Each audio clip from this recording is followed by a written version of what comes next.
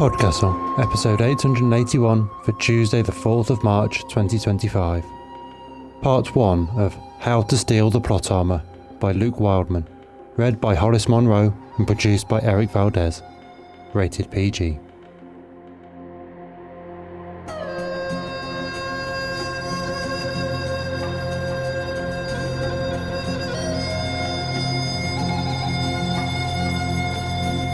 Good morning, good day, good afternoon, and good evening, and welcome to PodCastle, the flying castle of fantasy fiction. I'm your host, Matt Dovey, and it is my pleasure to present for your enjoyment the first part of 2 of How to Steal the Plot Armor by Luke Wildman, narrated by Hollis Monroe. This story was first published in Writers and Illustrators of the Future, Volume 37 in 2021. Luke Wildman is an amateur crustinator, but dreams of someday going pro.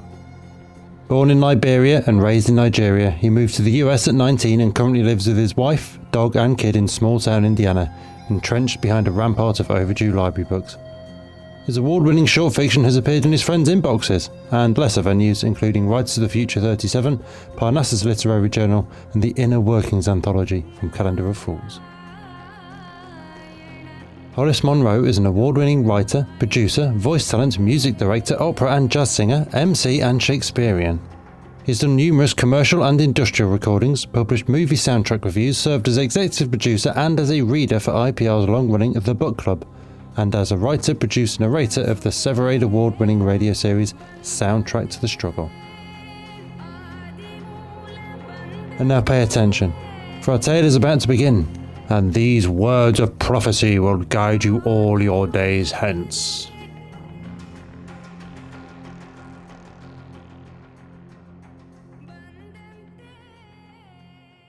How to Steal the Plot Armor by Luke Wildman, narrated by Hollis Monroe.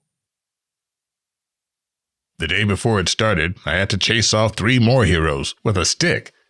I swear, winter is the worst season for them.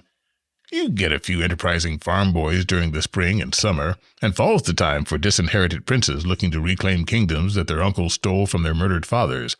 But winter is when the big ones arrive. There's nothing worse than sitting down in front of the hearth, a tome on your knee, and a tankard of ale at your elbow, all cozy while the blizzard howls outside, and hearing a knock at the door. You'll have no peace till you open it. When you do, you're greeted by the sight of a hulking, smelly barbarian, snow clinging to his fur cloak, sword bigger than your leg strapped over his back, with a story of an omen-prompted journey into the mountains to seek one who will tutor him in magic, or guide him to hidden paths, or interpret runes on an ancient map. And might you be that one? And of course you are. Try to deny it, and he'll point out that the prophecy specified the man he sought would be holding a tome and a tankard, and would be venerable of years, knobby of knees, bearded of chin, and dark-skinned as the night. Really, they might leave out the knobby knees part just once. Do they think I have no feelings? Over my lifetimes, I've developed quite the repertoire of tricks for sending heroes away. They never catch on that a person living in a shabby cottage at the highest pass of the most remote mountain in the farthest corner of the world might not want to be bothered, the insensitive jackanapes. So I always had to use other strategies. The beginner's mistake is thinking rigor alone will deter your average hero, but it only encourages most of them. Their eyes light up when you swear to only take them on as apprentice if they descend into the tomb of the necromancer and steal the ruby eye from the idol of Angvelnash. If they survive this perilous deed, then you really can't put them off. No, the secret is to give them dishonorable, icky chores, like cleaning your chamber pot or mucking out your pigsty. That usually works. Unfortunately, there's a breed of hero that revels in humiliation, and might, I shudder to add, even be a bit turned on by it. Such a one was the young gallant who galloped into my life that winter day. It was one of those bright, cold mornings when life in the mountains feels almost a treat, the pines resplendent with icicles and the snow an unbroken field of dazzling white. He arrived while I was hobbling on my staff from the barn to the cottage, having just fed the old nag. I focused on my footing, and so didn't immediately notice the rider dismounting outside my door. "Hail, honored wizard," the man called, startling me half out of my wits. "Lo, I have ridden many weeks and endured many perils to seek you." I sighed as I looked him over. He had the usual shaggy golden hair and storm blue eyes, the usual disregard for animals, his poor horse was half dead, and the usual lack of sense when it came to dressing for the weather, clad as he was in silver armor that glittered with frost and a thin cape of purple silk. "What can I do for you?" I asked irritably. "Enchanted sword? Vague riddle that will come in handy at some future date? Bit of relationship advice?" "Wizard, I seek a guide for a quest most perilous into the heart of the Ashlands, where I shall forge a blade from star metal and challenge the Master of Shadows for supremacy, along with the right to woo his daughter." My hopes for an easy resolution sank dead away. The most bothersome heroes of all are those who want me to accompany them on their quests. Not only is it an imposition on my reading time, but such journeys invariably lead to a crucible where the hero loses their mentor and must carry on alone. Hard luck if you happen to be the mentor. Even if you're lucky enough to get resurrected, as I've done thrice, there's always a backlog of other adventurers waiting to meet you when you get back, and a surprising amount of paperwork to boot.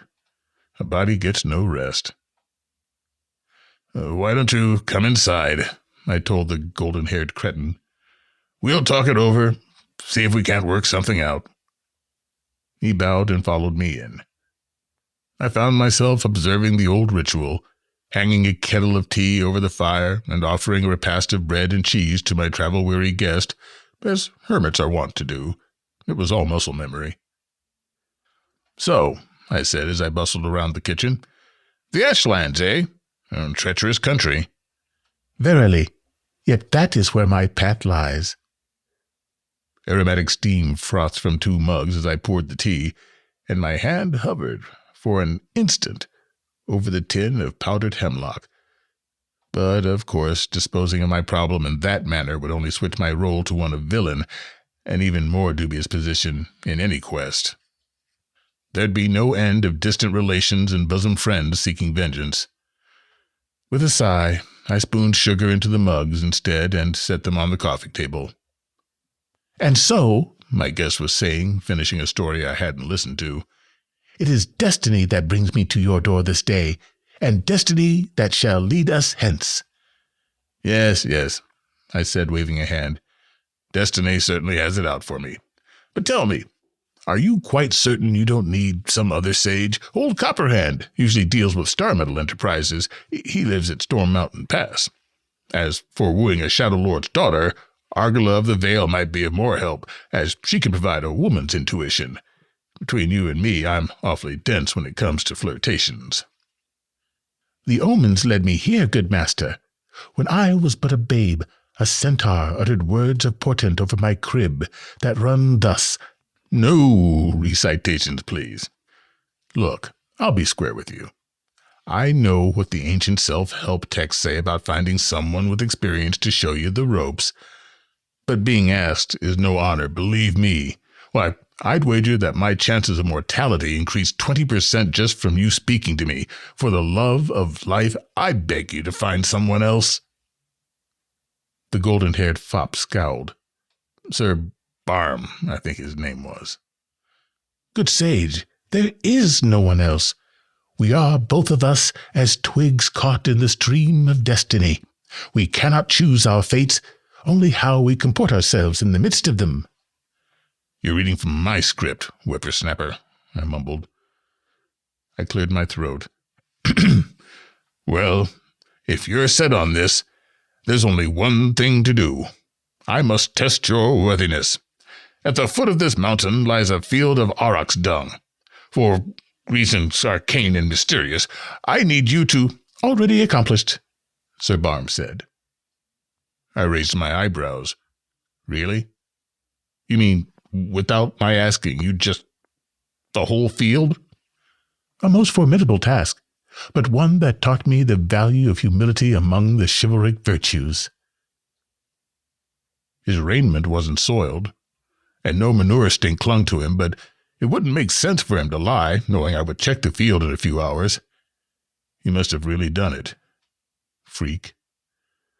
Well, I said, nonplussed, that saves us some time, I guess. For your next task, you must make a 3-week journey to a small town situated by a lake. On a midden heap, you'll find a beggar woman of scabrous appearance, left that way by certain venereal indelicacies. Only a salve of rare pink snowflower blossoms can bring her relief, and it must be applied by hand so that— Truly, the lady of whom you speak was most grateful for assistance, Sir Goody-Goody told me gravely. I met her by chance on my way hence. The ointment restored her to the great beauty she possessed in her youth. I spluttered on my tea. You cured Abominable Alice? But I didn't even— For my part, I learned that no corruption is so great it cannot be reversed. I blew out of my cheeks. The immensity of this trouble was starting to dawn on me. The only thing worse than a hypocritical knight of the Lancelot persuasion is an aspiring Galahad. But even the puritanical Galahads of the world can usually be put off by asking them to help someone who's not as virtuous as they. Abominable Alice was my fail-safe. Something wasn't right about this. All right, Sir Barmy, or whatever you call yourself, here's the deal. You've worn me down. At great personal risk, I'm going to accompany you on this journey. We can haggle over my commission later. But first, I need you to swear that you're going to do whatever I say, whenever I say it, even if it may seem ridiculous, even if from your perspective it seems like I'm hindering your quest rather than helping it. Do we have an agreement? I swear on my honor as a chaste yet passionate lover to do all you ask, striving with my every word and deed to be a hero worthy of your tutelage. Terrific, I said, and I actually meant it, because as the implications of this man's fanaticism settled over me, I glimpsed an opportunity, not just to deal with him, but to dissuade every would-be hero in the future from seeking me out. A way to ensure that I lived a long, peaceful life after this adventure, enjoying my books by the fireside without interruption. A way to put myself beyond danger. No more dead mentors. Right then, I said as we sauntered down the cobbled streets of Fair Omloth, I've told you my rules 3. Just this once, I'll allow a recitation. Repeat the rules for me. Sir Barm cleared his throat and held up a finger. Rule the 1st. Without express permission of the great sage, there are to be no recitations, not of ballads, nor of heroic verse, nor of any form of prophecy. Damn right, I said, nodding. Can't abide recitations. Now, what's the 2nd rule? Rule the 2nd, Sir Baum recited, adding to his finger count. The great sage brooks no disobedience. Insofar as our quest endures, his command is as an iron law unto me. And the last. Sir Baum completed his finger count, then made a gauntleted fist. Rule the 3rd. Under no circumstance will the great sage ever enter a crypt, tomb, tunnel, or any other form of subterranean space. So saith the sage. Underground spaces are death to my people, I said, shuddering. Abide by those rules, and I swear by my wizardly power and my love of books that you'll be wooing that poor girl in no time. Sir Barm nodded solemnly. Your oaths are to me an unassailable truth. That's the spirit. You're really coming along with Rule the 2nd. Now, let's go over the plan. We stopped and gazed up at Omloth Castle, which dominated the town like a wart on a witch's face, except prettier. The pale masonry and graceful curves of the buttresses resembled a castle of cloud capped by a bright spring sun. I mean that literally. A tower rose from the center of the castle, its capstone engraved with luminous spells that filled the sky with eternal noon and ensured that the surrounding lands always flourished even in the dead of winter. Omloth was a wonder of the world. Just the sight of it was worth every step of our 3-month trek. We only halted during that journey at a royal outpost where I sent off a few letters by Pegasus Express.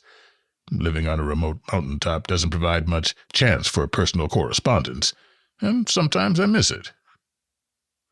Now, I said, though Omloth seems like a fair settlement, its beauty only endures through hideous powers.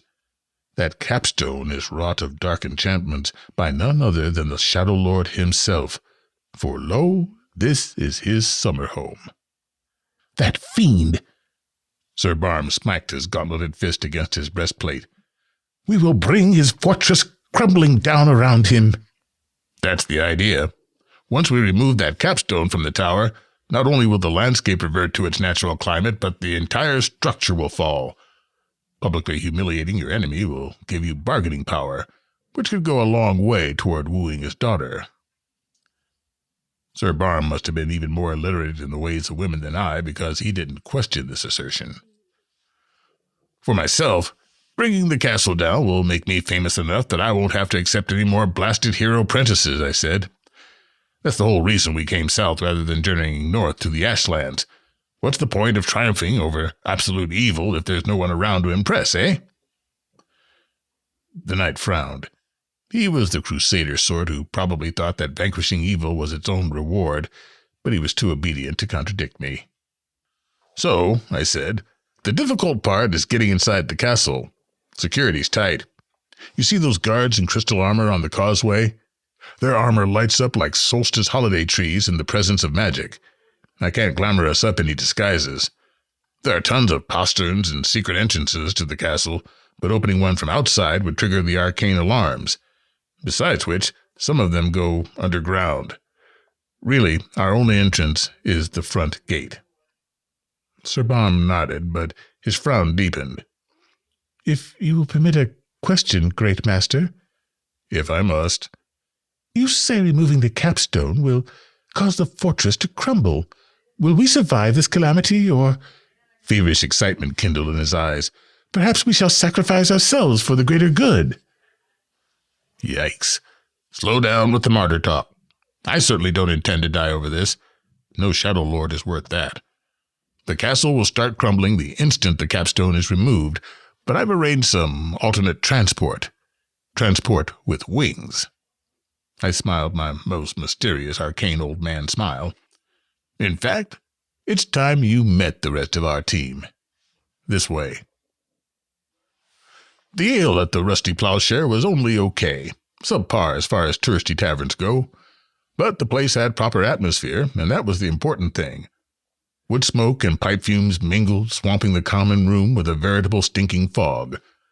Convenient shadows pooled in the corners where rangy adventurers could sit and brood, and a raucous drinking song rattled the mugs and plates, even in the back private room I'd rented. A perfect setting for the hatching of plots and the contemplation of dire schemes, preferably with a rogue at either hand. In that regard, I was pleased. I leaned away from Bacchus the Bard as he belched theatrically, then took another long pull from his tankard. An exquisite ether to accompany such ingenious elocution, he said, raising the mug to me. Bacchus the Bard is profuse in praise. I grinned. That's one for the plan, I take it. Garciodeafix, your vote? The rogue on my left ruffled her tail feathers. It is a fearsome scheme worthy of such a bold company. I do not believe it will succeed. Therefore I, too, approve of it. Glad to hear it, I said, I think. So, Bacchus, you and Sir Barmy and I will slip inside as courtly entertainers, while Garciodeafix waits on the western cliffs to swoop in and carry us away once we remove the capstone. The stone itself can't be transported via magical beast, but that's okay. Castles on this scale take a stupid long time to build. Even if the capstone wasn't going to be buried in rubble, it would take several years before the Master of Shadows, could raise his summer home again. I glanced at Barm. Good enough? Verily, yet if I may question... I nodded. What shall befall us if the Shadow Lord is in residence? Will he not pick apart our guise as a farm wife picks apart a work of wool? Firstly, I said, I'm confused about your metaphor. Have you known many farm wives? They're a thrifty bunch. Why would one pick apart a perfectly good work of wool? Secondly, the Shadow Lord won't be home. He spends this time of year terrifying villagers in the southern cantrips. No worries on that account. Sir Barm pounded a fist on the table in a pleased sort of way. A daring venture. We shall comport ourselves with courage and aplomb. Uh-huh. Personally, I just hope not to get killed. I guess there's no sense wasting time, though. Let's settle up and head out. Bacchus and the knight left in search of the publican, but Garcia Diafix tapped me on the shoulder with her beak. You have not told the fool knight of the capstone's curse, she asked. I grimaced. It doesn't seem like something he needs to know. The griffin cocked her head in parrot-like fashion. Her golden mane ruffled, then smoothed against her neck like a bird settling its feathers. This scheme grows more savage with each passing moment, she said. You did not lie when you wrote that I would have a wonderful bedtime story of brutality for my hatchlings. Oh, how are the kids, by the way? They fare well. Little Igistificus devoured her first dwarf the other day. Her father and I were greatly pleased. I can imagine, I said, nodding. They grow up fast, don't they? We spent the rest of that day renting our equipment, then got a good sleep. Mid-morning of the day after, we were ready. We strapped on full troubadour kits, cymbals and snare drums that clanked and banged as our ankles tugged at the pulleys, accordions that wheezed faintly with each movement of our chests and arms, bagpipes that wailed their reedy torment when we exhaled too sharply. Of the three of us, only Bacchus bore the honor of a harp. He wouldn't hear of Sir Barm or myself carrying one, not even as a disguise. Tension coiled in my chest as we strode over the causeway. The Crystal Guard stood dead ahead, guises impassive. Greetings, great garrison, Bacchus boomed as we drew close. Myself and my cater of companions have come to conquer your court with canticle cantrips, lyrical lays, robust ballads, artful arias, and vivacious verse. All these and more will we endeavor to unfold. Might we pass? Papers, the captain said, unimpressed. I handed over our forged bard's licenses. They were good forgeries, though not infallible. Red light flickered in the captain's crystal plate at my proximity, making my breath hitch. The captain didn't notice as she skimmed the parchments with a bored eye. In order, she said. On with you. We stepped beneath the hanging spears of the portcullis, and we were in.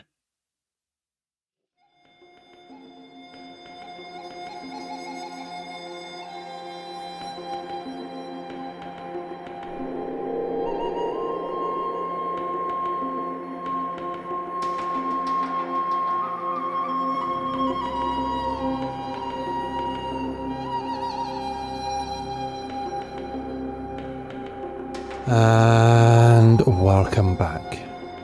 That was How to Steal the Plot Armor by Luke Wildman. Or at least the first half of it, so if you enjoyed that, then we'll see you back here next week for the concluding part of Sir Barm's daring and undoubtedly well-advised plan for what is bound to be a successful outcome that sees the Shadow Lord's daughter swept up by his heroism, and yeah, you know it's not panning out like that, right? It's going to be far more fun watching the ways he's undone by his own hubris. Yeah, we got you. Next week. That was our show for this week. On behalf of everyone at PodCastle, your co-editors Shingai Enjiro Kagunda and Eleanor R. Wood, assistant editor Caitlin Zavanovich, audio engineers Devin Martin and Eric Valdes, and our many wonderful first readers, Andrew Cahoe, Craig Jackson, Amalia Harrington, Julia Patt, Kieran Corsaini, Ryan Cole, Sarah S. Messenger, Sri Kripa Krishna Prasad, Tava Nova, Tierney Bailey, Zeev Witties, and myself, Matt Dovey. Thank you for letting us share another story with you. The legal bit. PodCastle is part of the Escape Artists Foundation, a 501c3 non-profit, and this episode is distributed under the Creative Commons Attribution Non-Commercial No Derivatives 4.0 international license. That means you can share it, and please do, but you cannot sell it and you cannot change it. If you want specifics, check creativecommons.org. Our music is by Shiva in Exile. Everything we do on PodCastle is 100% donor funded, and if you'd like to support what we and the rest of EA do, please join us on our Patreon at patreon.com/EApodcasts. Prefer another method? There's details for supporting us via Twitch, Amazon Prime, Ko-fi and PayPal on escapeartist.net. We'll be back next Tuesday with another fantastic tale. In the meantime, you might care to check out our sister podcasts: Escape Pod for science fiction, Pseudopod for horror, Cast of Wonders for YA speculative fiction, and Cat's Cast for speculative cat stories. If your heart belongs to us though, we'll see you next week. Be safe and be kind.